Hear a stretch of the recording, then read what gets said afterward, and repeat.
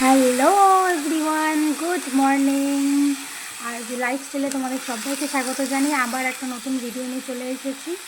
দেখো, আজ আমি ভিডিওটা স্টার্টিং করেছি রান্না বসিয়ে দিয়ে। তো আজ বানাচ্ছি এটা কি পুঁই শাক যে বলে, নামটা ভুলে গেলাম। যাই হোক, এটা একটা পুঁই শাক, কিন্তু এটা হলো যে সরষে বাটা করবো। বেশ অনেকটা বড় বড় পুঁই শাকগুলো, দেখো ডাঁটাগুলো খুব মোটা মোটা ছিল। তো টমেটো দিয়ে এটার সরষে বাটা খেতে খুব অসাধারণ লাগে। ও সরি, নাম মনে পড়ে গেছে, এটার নাম হলো শীষ পালং, যেটা আমরা সরষে দিয়ে খাই। তো আমি কড়াইতে তেল গরম করে নিয়েছি, তার মধ্যে দিয়ে দিয়েছি অল্প করে কালো জিরে। তো তারপরে এই যে টমেটো রয়েছে, তারপর আলু, পালং, আর অল্প বেগুন ছিল ঘরে, তো দিয়ে দিয়েছি আমি।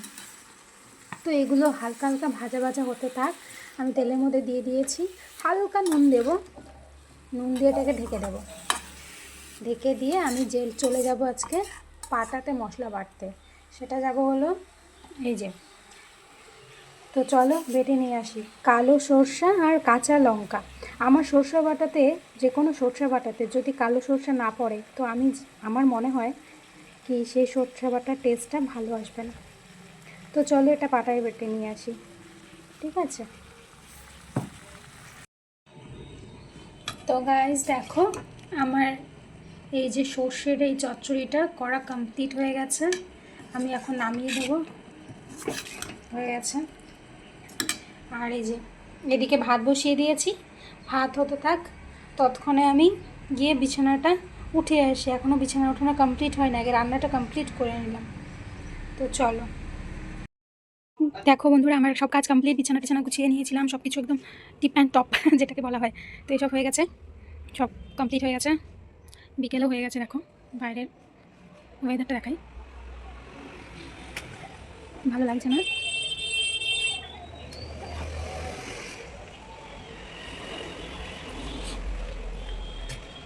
তো দেখতে পেলে আমার সব কাজ কমপ্লিট, স্নান টান করে চলে এসেছি। এখন খাবো।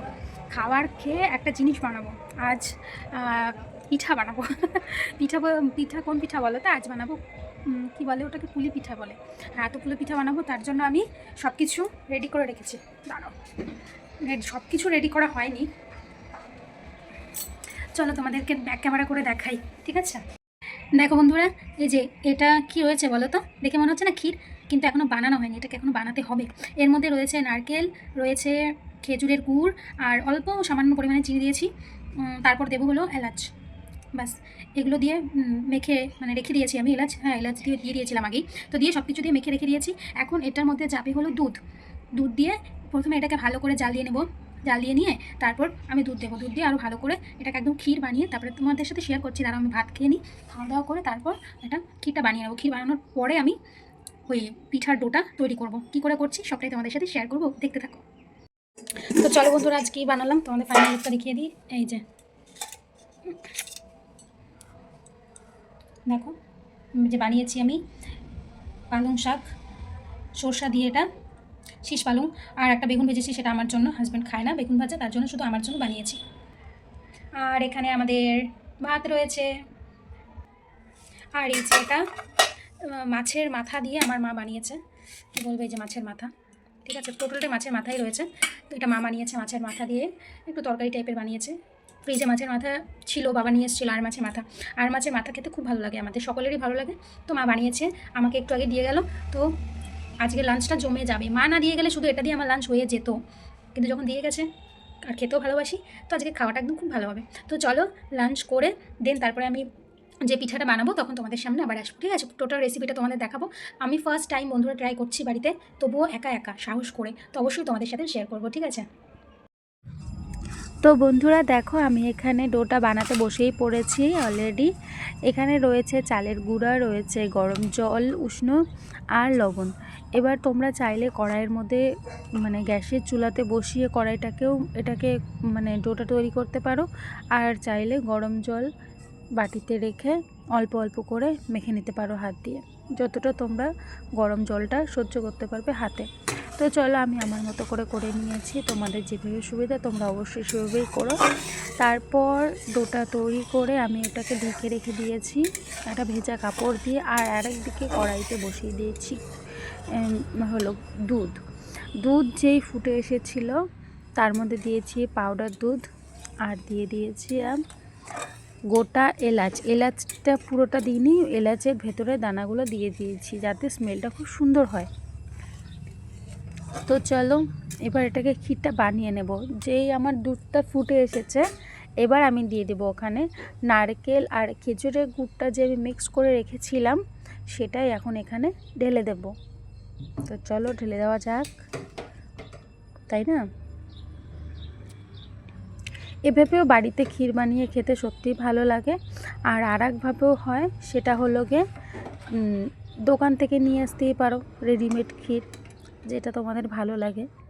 বাড়িতে বানিয়ে খাওয়ার মজাটাই আলাদা। আর একটাও ক্ষীরও হয়, যেমন তোমার ওইখানে একটু সে দিতে হয়, অনেক কিছু দিতে হয়, মনে পড়ছে না এখন আমার। দুধের পরিমাণটাও খুব বেশি থাকে, তারপর ওখানে একটু জাস্ট সামান্য পরিমাণে চালের গুঁড়োও দেওয়া যায়। তারপর একটা দুধ রয়েছে না, মানে আমার নামটা মনে আসছে না, যাই হোক পরে তোমাদেরকে একদিনকে শেয়ার করবো, ঠিক আছে? তো দেখো তোমাদের সাথে অপর করতে করতে আমি আমার এদিকে কী করেছি, ক্ষীরটা তৈরি করে নিয়েছি। আর একদিকে আমি বসিয়ে দিয়েছি দুধ, ওখানে দুধ বসিয়ে দিয়েছি, বা দুধটা ফুটতে থাকুক আর এদিকে আমি আমার পুলি পিঠেগুলো বানাতে থাকি, তাই না? একা একা বানাতে একটু সময় লাগে, কিন্তু ঠিক আছে। দেখো আমার ফার্স্ট টাইম বানাচ্ছিলাম, যেমন হবে তেমনই খাবো। তো মোটামুটি হয়েও ছিল, খুব একটা খারাপ না, খুব একটা ভালোও না। আমি আমার ফার্স্ট এক্সপিরিয়েন্স তোমাদের সাথে শেয়ার করছি বন্ধুরা। দেখো বানানোর সময় এরকম লাগছে, হ্যাঁ, কিন্তু যখন প্রপার এটা হয়ে গেছে সত্যি জাস্ট ওয়াও, চুমু বলতে গেলে। আমার মা তো খেয়ে খুব খুশি, আমার বড় খেয়ে খুব খুশি, আমিও। বেশ টেস্টি হয়েছিল। তো চলো দুধের মধ্যে আমি 2টো এলাচ দিয়ে দিয়েছিলাম যাতে ভালো হয়। তো এবার দেখো আমি পিঠাগুলোকে এবার ছেড়ে দেবো। যেই বেশ ভালো করে ঘন করে আমি দুধটা ফুটিয়ে নিয়েছি, উপরে শটটা দেখলেই তোমরা বুঝতে পারবে। তো যেই ভালো করে ফোটানো হয়ে গেছে, এখন আমি পিঠাগুলোকে এখানে ছেড়ে দেবো। পুলি পিঠাও বানানো হয়ে গেছে, এখন এর মধ্যে ছেড়ে দিচ্ছি আস্তে আস্তে। দেখো একটার উপরে আরেকটা দেওয়ার দরকার নেই, যদি স্পেসটা বড় থাকে তাহলে 4-5টা দিয়েই দিবে। আমি দেখো একটার উপরে একটা দিয়ে দিয়েছি, তো এভাবে বসে গেছে। আমি কিছুক্ষণ বাদে এটাকে উল্টে দেব, মানে এটাকে নাড়িয়ে দেব। সবগুলো আমি এখানে দিয়ে নিই আগে, তারপর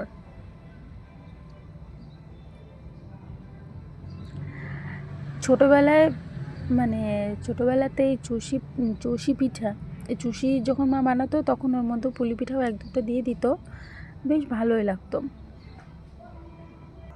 আর একদিন চুষি পিঠা বানাবো, সেটাও তোমাদের সাথে রেসিপিটা শেয়ার করব। একদিনে 2-3 রকম হয় না, একা একা তো, তার জন্য। আর বেশি কিছু বানালে খাওয়া হবে না, নষ্ট হবে, তো তার জন্য আমি বেশি কিছুই বানাইনি। এই তো দেখো, যখন আমি এটাকে দিয়ে দিয়েছিলাম, দেওয়ার পরে একবার আমি একটু নেড়ে দিয়েছিলাম, নেড়ে দিয়ে তারপর একদম আঁচটাকে কমিয়ে রেখে আমি এটাকে হতে দিয়েছি। মিনিমাম 10 থেকে 15 মিনিটের মতো আমি এটা হতে দিয়েছি। দেখো এখন ফুলে কি সুন্দর হয়ে গেছে, না একটাও ফেটেছে, না একটাও কিছু হয়েছে, পুরো একদম ওই যে সরগুলো একদম হয়ে গেছে না, পুরো ক্ষীরের মতো ফাঁসছে। তো যাই হোক দেখো একটা কতটা ফুলেছে দেখো। উফ, আমার তো এখন আমি এডিটিং করতে এসে মনে হচ্ছে এখন যদি 2 পিস থাকতো আমি খেয়ে নিতাম। অল্পই বানিয়েছিলাম মোটামুটি, তবুও এটা আমাদের জন্য অনেকটাই। আমরা খেয়েছিলাম এটা 2 দিন ধরে বন্ধুরা। কি বলবো, অনেক দিন আগে ভিডিওটা বানিয়ে রেখেছি, তোমাদের সাথে শেয়ার করা হয়নি, যার জন্য ভাবলাম আজ এটা তোমাদের সাথে শেয়ার করি।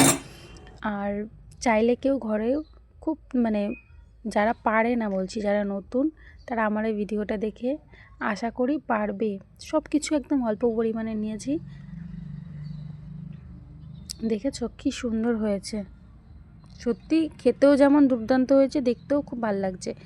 এইবারে এই যে দেখতে পেলে খেজুরের গুড়, সেই গুড়টাকে এখন আমি গ্যাস অফ করে দিয়েছি অলরেডি। অফ করে দিয়ে যে এখন এর মধ্যে দিয়ে দেব। খেজুরের গুড়টাও ভালোই ছিল। আমি খেজুরের গুড়টা যাতে কালার ভালো আসে, গন্ধটা ভালো হয়, সেই কারণে পুরোটা খেজুরের গুড় দিয়েই করেছি। তার জন্য আরও বেশি টেস্টি হয়েছে খেতে আর কি। তো তোমরা চাইলে চিনি দিয়েও করতে পারো, অসুবিধে নেই। গুড় দিয়ে করতে হবে এমন কোনো কিছু নেই। আর যদি চিনি দিয়ে করো তাহলে ওই আগে দিয়ে দিবে। তো চলো বন্ধুরা, আজ আসি।